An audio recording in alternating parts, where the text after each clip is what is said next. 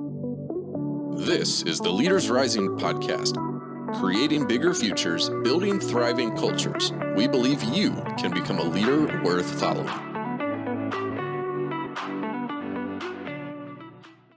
Well, hey, Tom, as founding partner and executive chairman of Leaders Rising Network, welcome to the Leaders Rising podcast. Hey, thank you. I've been looking forward to it.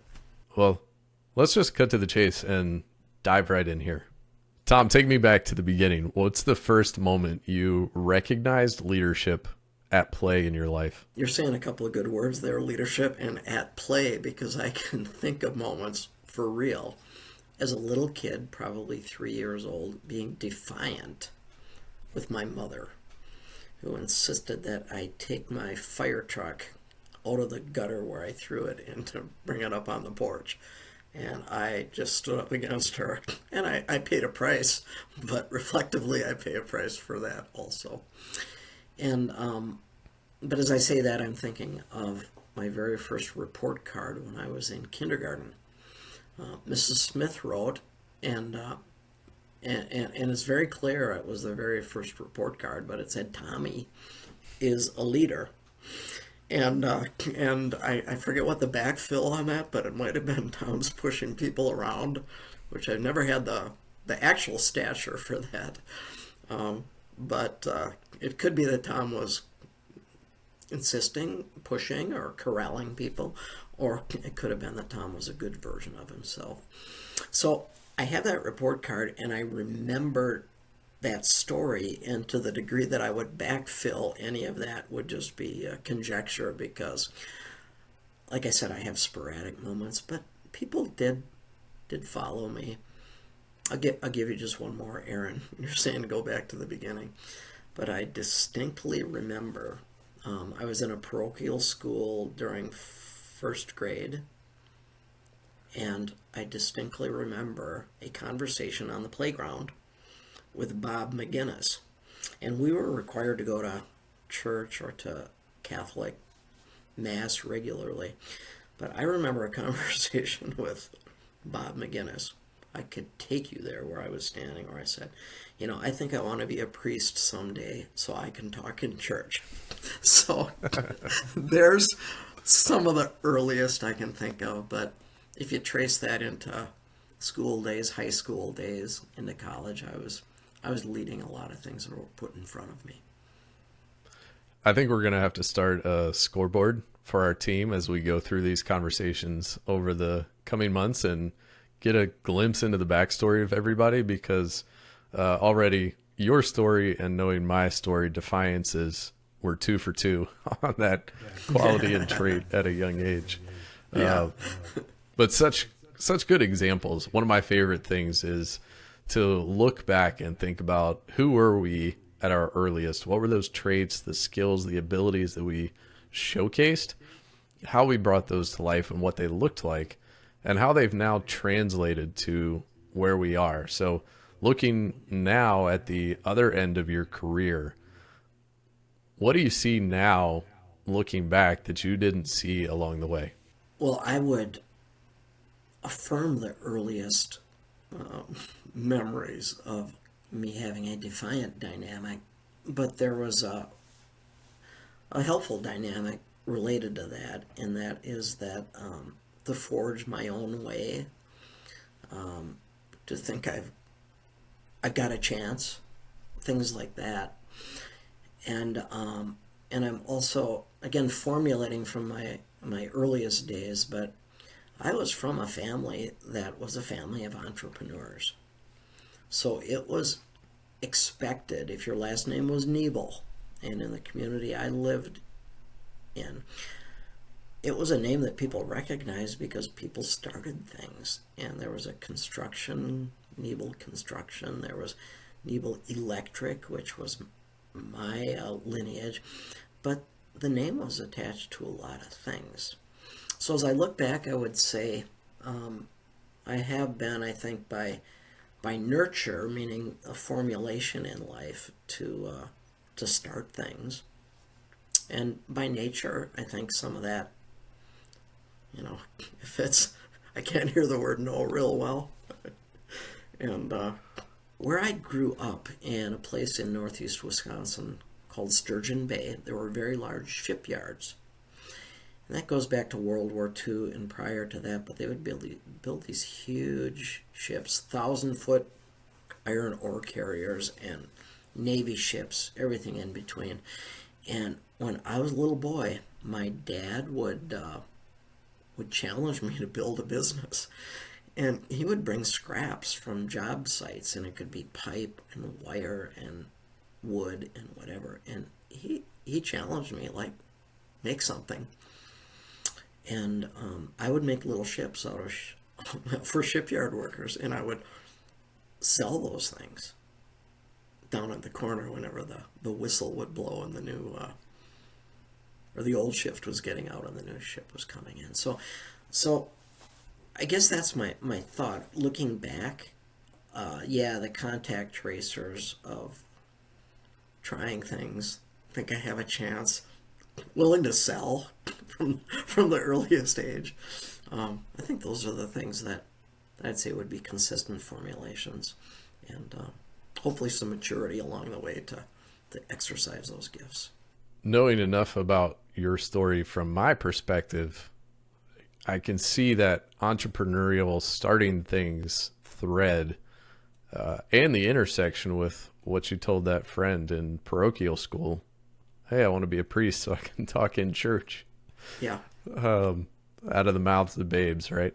So walk us through the pillars of your career in terms of leadership and what you saw and how that changed in each phase or chapter of your career. I ended up taking my faith seriously, although it took a formulated, refined pathway, and I ended up going to a college that was a Catholic college, and I went there I really was serious about my faith pathway, and interestingly enough, as I immersed myself there, I thought there's a pivot in my pathway, but not completely. And so I'm thinking, I had all the stuff in high school. You could look through the yearbook and go, oh yeah, Tom led this, that, whatever. But where it really got clear was when I was sort of bucking the primary culture there, and I started a faith-oriented fellowship group on the campus, and it grew and grew and grew and grew, and it was, in fact, we were recognized as like the #1 volunteer group or whatever, on the campus there. But that's interesting, Aaron, because while I was leading, I was always leading as an outlier, at least when it came into college.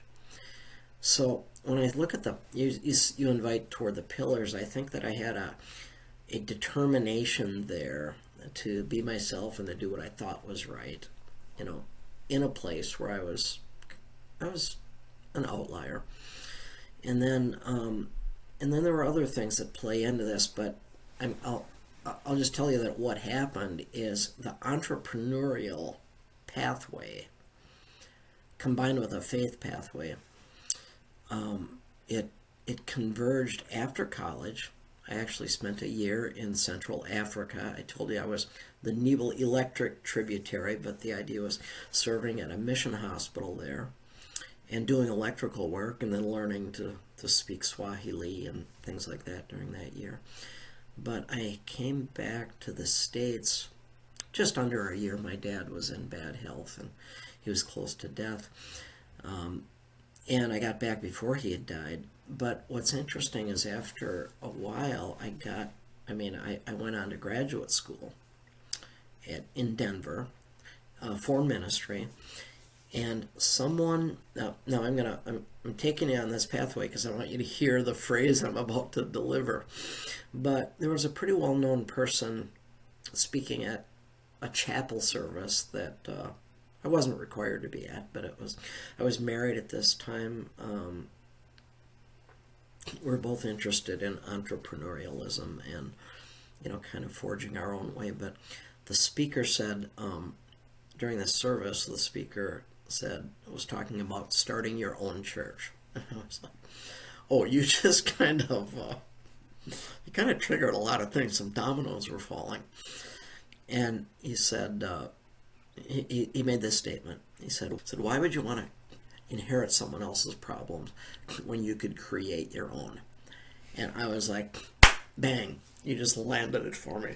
All this entrepreneurialism, all my desire for eternal things to be amplified, it came together with that very thought. And that then became my first really vocational journey. So in fact, we returned from Denver back to our home state of Wisconsin, and we started a church from scratch in a town that needed something like what we were envisioning. And of course, it brings out all the insecurities. You start anything from scratch, and it'll bring out your insecurities. So the next pillar, though, was actually really thriving in that realm, but then also going down this kind of this birth canal of finding out how much was not right within my spirit, within my soul, within my maturity level. Because boy, it'll pull it out of you. You're 27 years old and you're leading several hundred people, and you don't deserve to be doing that, so to speak. But when do we ever deserve it, But it really unearthed a lot of growth in me. I mean, growth opportunity, and it showed the good and it showed the bad, but the thing that carried forward, that I was a decent public speaker, and that I knew how to motivate people that way. I was good at building teams, and those things have carried through. I see converging worlds and lanes and pathways. A lot of these traits that you picked up even from early childhood, and you keep adding and developing through each of these stages and phases of life. What did that next phase look like? You're, as they say, the prefrontal cortex is fully developed by your mid-20s. So now here you are in this entrepreneurial venture, leading teams and organizations, a leader of leaders. What did you learn in that next season? Going first was always tantalizing for me. So I actually, in the denominational group, the missional group that I was working within, they invited me to become the first regional director of what was called church planting. Basically meant the Wisconsin area. Because what was happening is I also had a national job at that time. It was like a part-time job with a few other guys that were starting churches. And we were rebuilding this denominational group. And we had all the defiance, all the ego stuff, all the run without permissions. I mean, it was... Ask forgiveness, not permission, all those kinds of people. Yeah. Well, and Aaron, you would have met one of the other people that I'm referring to, because he and I were working with y'all in Richmond at one time, how you and I first met. But I was the guy that was formulating some reproducible systems. So it had to do, how do you succeed? Let's just say in starting a church. There's a sexiness about it. If you're into ministry, there is. Like, I get to go first and start my own thing. But, man, there's a lot of trapdoors. And I was not happy with those trapdoors. And I did not like seeing people not succeed. Well, here's what happened, too, is, remember I said that there was a guy who was speaking at when I was in graduate school. He became a further mentor for me, and he was the one that first encouraged me to get a doctorate in this kind of work, and he actually was the money behind it. In fact, he told me, raise the money you need, I'll pay for raise what you can, I'll pay for the rest. He really did that. He said, I just have one request, and that is that one day you do the same for someone else, which I actually did.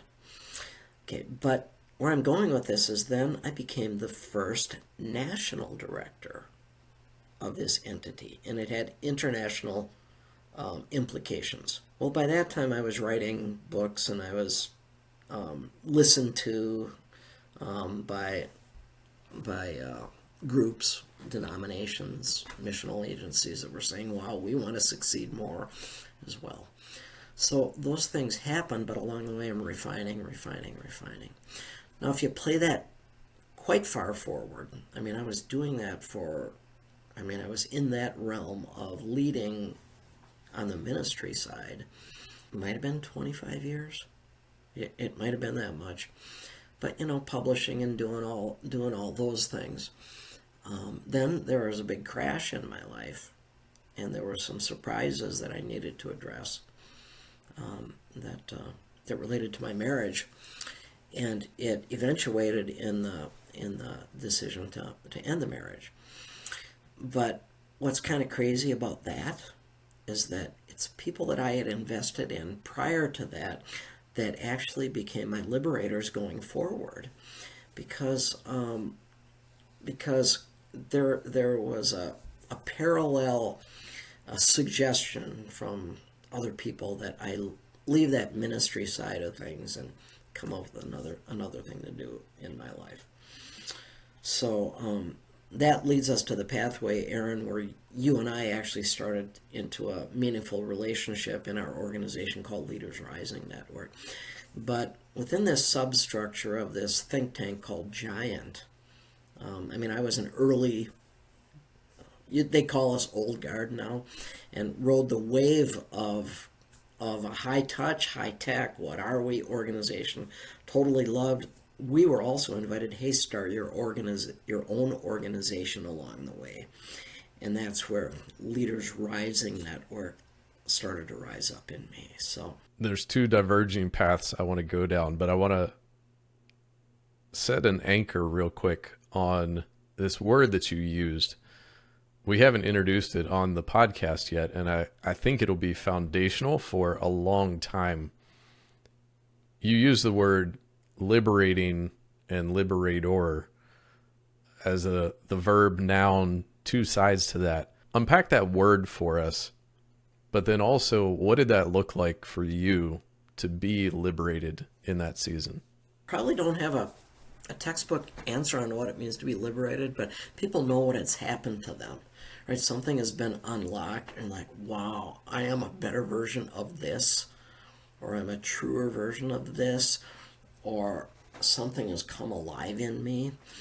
And, we do a lot of that with visuals, or it's called neurolinguistics, and our founders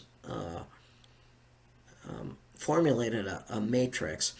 And I will just say, to the credit of our Giant founders, there's so much awesome new innovation, but also repackaging of truth that's been real forever.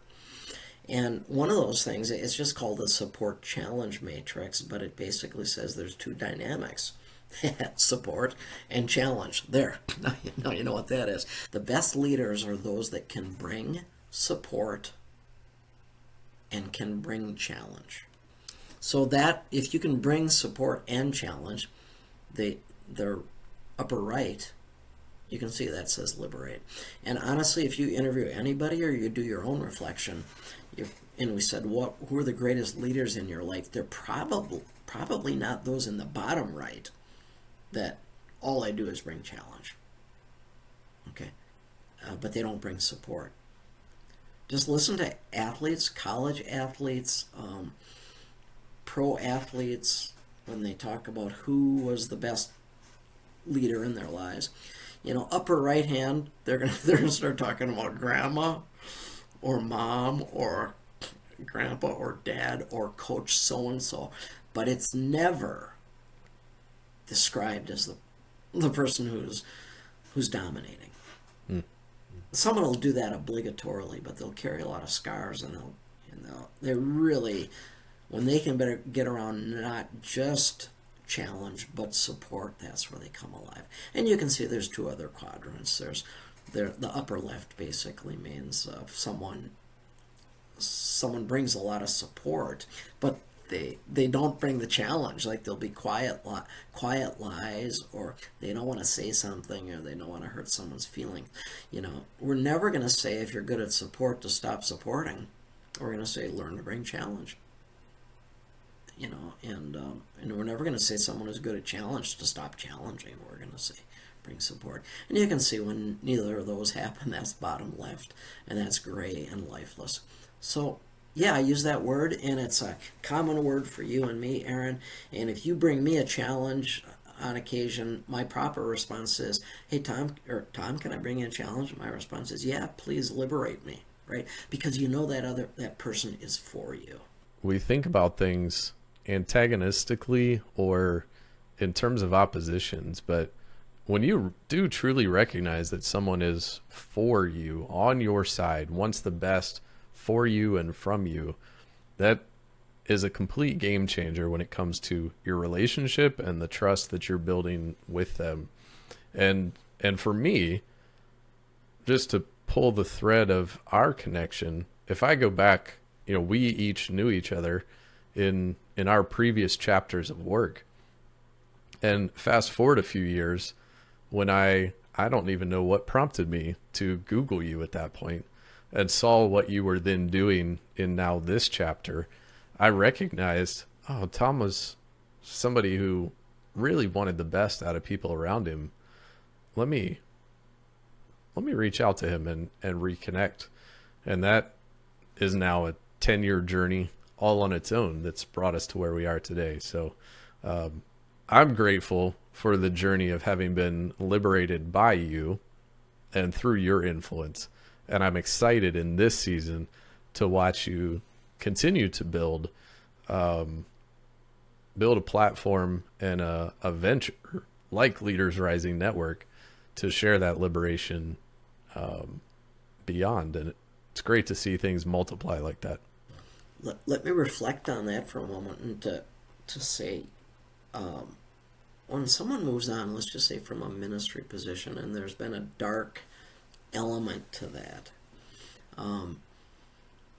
shame can come on fast and furious. But here's where you step in, right? You chose to show interest, not kick me to the curb, and learn more of the story, and things like that. But that's liberating for me. That the follow people who have broken stories, and then sooner or later we look and say, oh yeah, that's all of our stories, right? Everybody's, what's the phrase that your scars will tell better stories than your trophies. Yes, and we always try to hide. We could go into a lot of our tools, but we tend to try to hide or shy away from that level of trust and vulnerability and transparency and think, well, if nobody wants to know about that, or they wouldn't follow me if they knew about this. Right. When in reality, those are exactly the kind of people who are truly liberators. And it's the kind of leader we're trying to build through our clients and through our team, investing in them each and every day. Before we jump on from the toolkit and get back into your journey and your story and the building of Leaders Rising Network, before we leave the toolkit, I want to ask, any other tools that have been particularly impactful or life-changing in some way for you as you brought them in and applied them to yourself? Yeah, well, there's a really key moment in this journey, and that was while I was receiving training, shall we say, to become a consultant within this giant network. It was like a gap year for me. I had time off, I had some money in the bank, but I had to figure out my future. And while I was in this, quote, training, let's just say, there was a moment that was foundational to me. And it had to do with the tool called the 5 gears. It's a tool about being present with people and being productive at the same time. If you're over-present or overproductive, you'll pay a price. Okay, let's just say I'm always working. Well, that's overproductive, and I'm going to miss people. If I'm always multitasking, right? It's all that. Or let's say it's the opposite. I'm never getting anything done, but I'm always wanting to connect. Point is, my son Andrew and I were, he was over, I was divorced or about to be, but I was in a condo, and it was, we were going to watch a Green Bay Packers game on TV. Now, Aaron, you've been, just as you've invited me into flying squirrel space in Richmond, I've invited you into Packer space and brought you to Lambeau Field and that kind of a thing. But we were having what was a father-son day. My assumption was that's what it was. But I'll tell you what, we got in conflict with each other while we were watching that football game because he was not watching. And I was hinting, hey, what about this, what about that? He was really working his phone the whole time. And I blew up on him. This was 10 years ago. And it felt like a lot of the other blow-ups in our lives. One dominating the other and just pressing and pushing and all that. But I had just learned that tool of 5 years. And maybe now it's premature to show it, but it's basically, can we be in the right gear at the right time? Can we describe it to one another and use a common language? Like a football team might call a play in the huddle so they don't have to have a long conversation. And the bottom line is, I had just learned this tool, and I said to Andrew, who was 26 years old, he's 36 now, but I said, I just learned a visual tool that might help us. Do you feel like you have the capacity to listen as I show it to you? I don't recall, it must have been gruff, but I know he was open to it. We went through this tool, we discovered a common language, and basically we were able to do an autopsy on our blow-up and other blow-ups, and that basically, to use this language without going into it all, but he was over at my place to watch a game, but he was in fourth gear. He was in task mode, multitasking the whole time. And I was assuming we were in second gear. We didn't have that language, but my assumption is this is father-son time and we're hanging out. But here's what happened, and it's absolute truth. After that blow-up, we looked at this tool.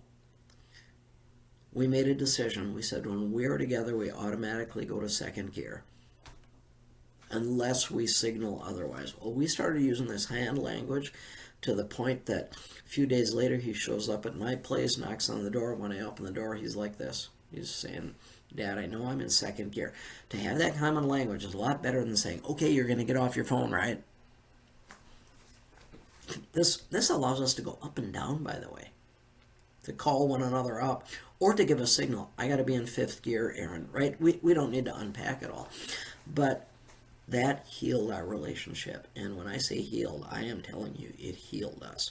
So that's when it was just so apparent to me, I am going to do this and bring liberation, let's say, in every place I can. That's what said, right then, when I saw us heal, I always say it healed our relationship. Andrew says, no, Dad, it gave us a relationship.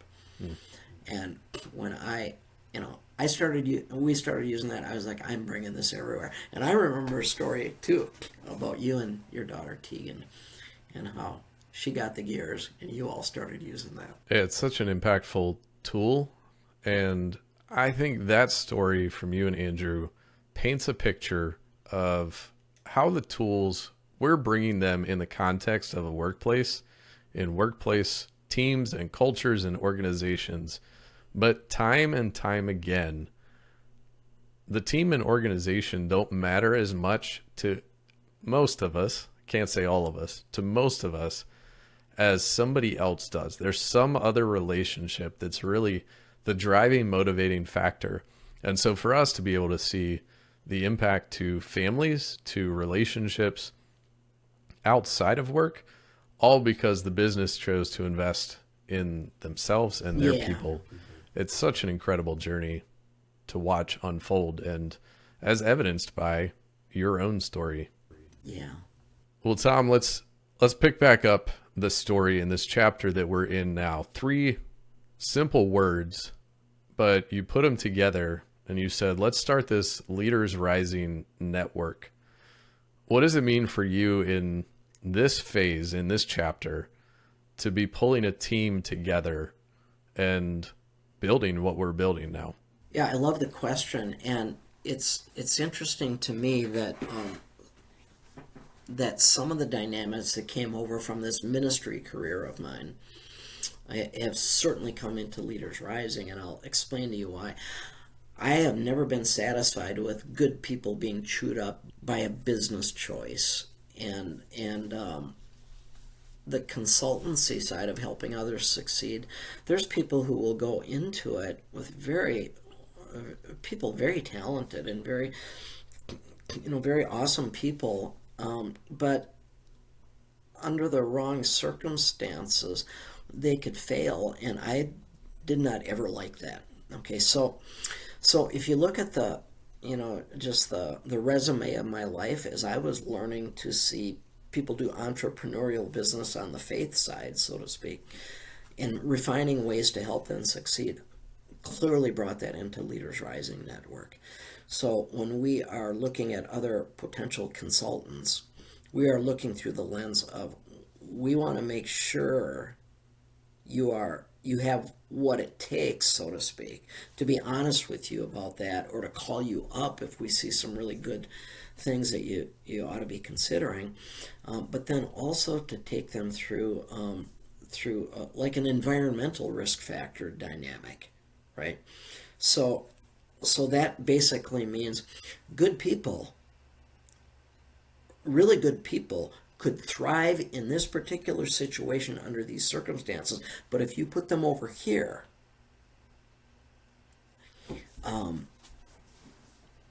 you're talking them into something that'll become a dead-end street for them, right?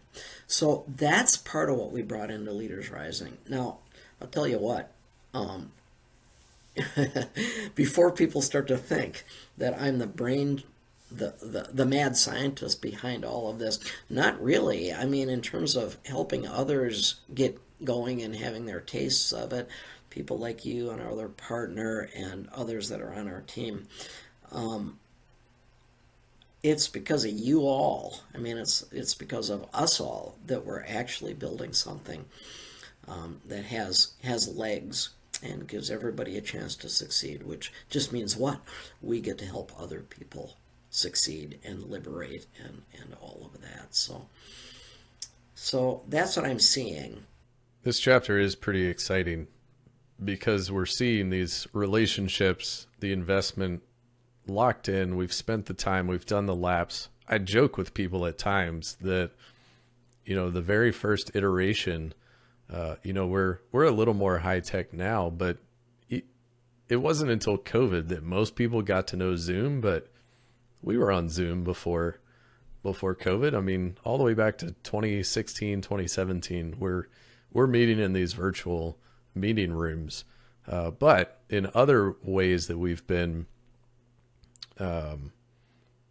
leveraging technology, becoming more high tech, I think back to some of our earlier iterations, that first cohort I was a part of with you and some leaders from quite literally all over the world. I think we had 3 continents in that group, but we had one page.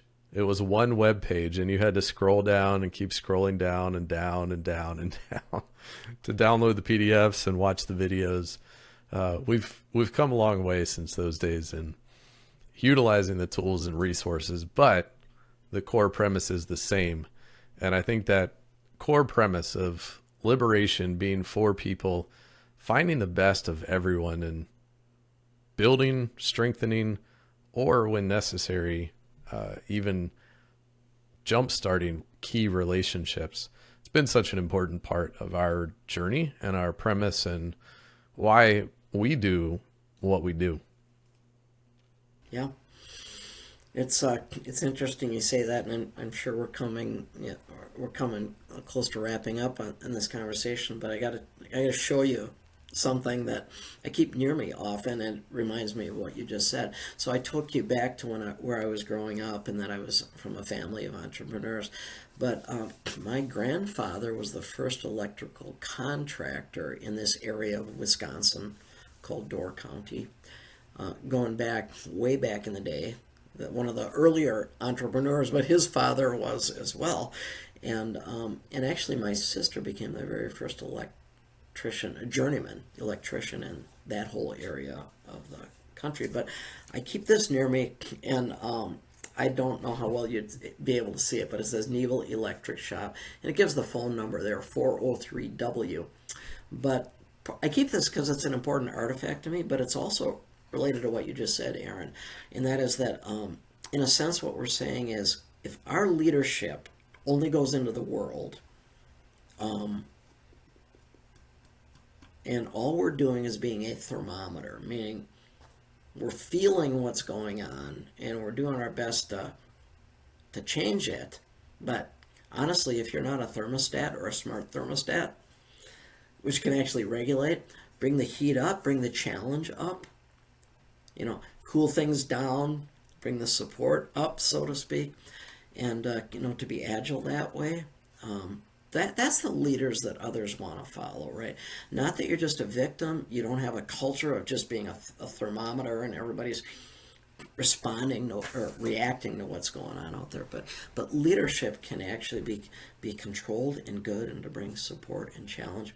It creates liberating cultures. And I'm gonna wrap up with just a phrase that I know we'll use it on occasion, but we'll say, honestly, when you get to do the work you love doing with the people that you're coming to really love being with, not just within this team, but I mean our client base, it's really fantastic. When friends become clients, I'm good with that, but I got to tell you, it's even better when clients become friends, which is a normal thing, because you become friends for life, and always fighting for one another's highest good. Spoken like a true connector, forming relationships, increasing the size of that Rolodex as the years go by. Do you remember, Aaron, there was a time, I know you remember this, but I don't know if you recall it, and that is that I was in Richmond with you, and we had some kind of a team meeting, and it was like at a little virtual workspace, or it was was it U.S. Bank, or it was something like that, Capital Bank. I don't know. They had a virtual workspace.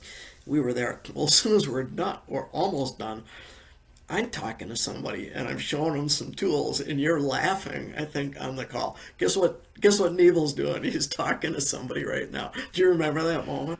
I do. The Capital One Cafe. Yeah. That's it. And that's just kind of the cool thing, right? You get to be the best version of you without being the annoying version of you, once you actually are a person who knows what it's like to be on the other side of you. Tom, as we come in for a landing, I want to ask you the question that we ask everybody, but tailored to our conversation today. So around a bold step, what's one bold step that you would encourage leaders to take this month based on the journey you've had throughout your leadership journey and experience? Well, you're using the word bold, and for some this would be bold. I remember when I did it first, it was quite bold, and that was earlier in our conversation. We showed, and I described a bit of the support challenge matrix. And guess what? We do all of those behaviors. Every leader does some form of liberating, some form of dominating, some form of abdicating, and some form of protecting. But to understand your tendencies, you could do this. You could do a scatterplot on yourself. Just take a reflective time. And that might be bold enough for some of you, right? Just to say, wow, this is how I think I behave. I'd give myself a green with my younger daughter, but I'd give it a red with my older son, and I'd put the way I treat my spouse is in the bottom left, or you know what I'm saying. You can just look at the people in your world and do a guesstimate, or just a reflective time in terms of how I treat them in terms of my leadership. But the thing is, you could also invite somebody to say, hey, scatterplot me, and tell me, where you would put me, and don't come back with the yeah buts. Just receive it. And I did that early And that was a bold move for me, and I actually did that with my sister, and I said, tell me how I come across to you. And I was really expecting her to say that I dominate. And she put her finger over the dominate quadrant, and she moved it to the protect quadrant. She said, it's not this. It's not dominate, it's protect. And I said, oh, how do I do that? And she said, oh, you dismiss me with humor, and you don't take what I say seriously, and you try to move on from stuff before we've addressed it. I thought, actually, I found I could receive that, but the visual will help. So that would be a bold move. Use the visual, not just the conversation. Don't do this without having something objective to look at, and invite somebody into a conversation. It'd be pretty interesting.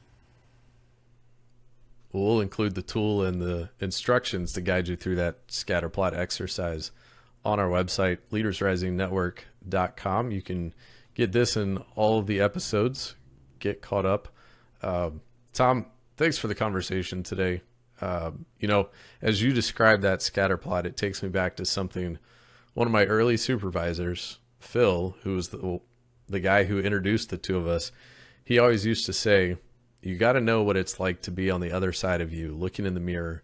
And that's how we've always described these tools. And so doing that scatterplot exercise is a way to look in the mirror, get a clear sense of a view of ourselves that we honestly can't have ourselves, because we can't see ourselves. We don't know what we're like unless we ask somebody else. So thanks for giving us a peek into your story, your experience, and all the ways you've been listening and learning along the way. And thank you for the environment you're creating, the network you're building, and inviting us into it. Yeah, you're welcome, Aaron. It's been good to have a little walk down memory lane, but also a little look into the future too. All right. Well, thanks for listening, and we'll catch you next time. Thanks for listening to this episode of the Leaders Rising Network podcast. Connect with us on LinkedIn or visit online at leadersrisingnetwork.com.